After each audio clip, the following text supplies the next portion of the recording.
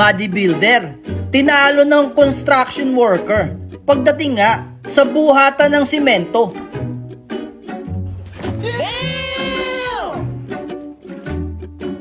Trending nga ngayon ang video kung saan may mga grupo ng bodybuilder at sinubukan nga nila na buhatin ang binubuhat ng mga construction worker. At dito nga, tinesting nila kung paano nga ba magbuhat ng simento. Sinubukan muna ng bodybuilder na buhatin nga itong mga simentong ito para malaman kung kaya ba nila ito. Dahil nga naman, panis na panis lang ito sa mga construction worker. At dito, sumubok nga siyang bumuhat. Pero makikita ninyo na hindi niya ito kinaya.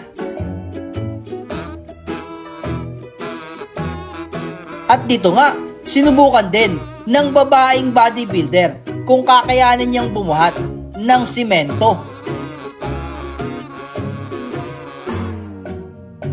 Dalawa nga lang, mukhang hirap na hirap pa siya.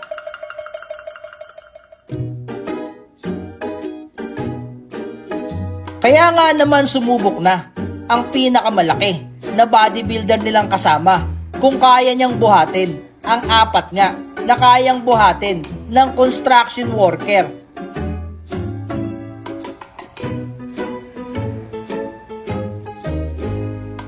Dito ay makikita ninyo na nabuhat naman niya pero sobrang hirap na hirap siya at hindi na siya makatayo.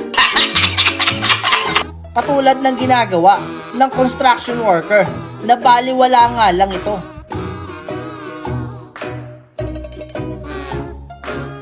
Kaya nga naman nagtawanan sila dahil hindi sila makapaniwala na yung sementong yon napakagaan lang kay Nadi.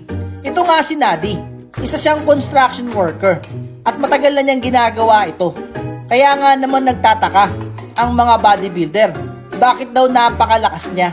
Kung hindi nyo kasi alam, iba ang pagbubuhat ng mga construction worker kumpara sa pagbubuhat nga ng mga bodybuilder. Dahil nga naman, ilang taon nang ginagawa ito ni Nadi. Kaya kapag sinubukan ito ng mga bodybuilder, hindi talaga nila kakayanin.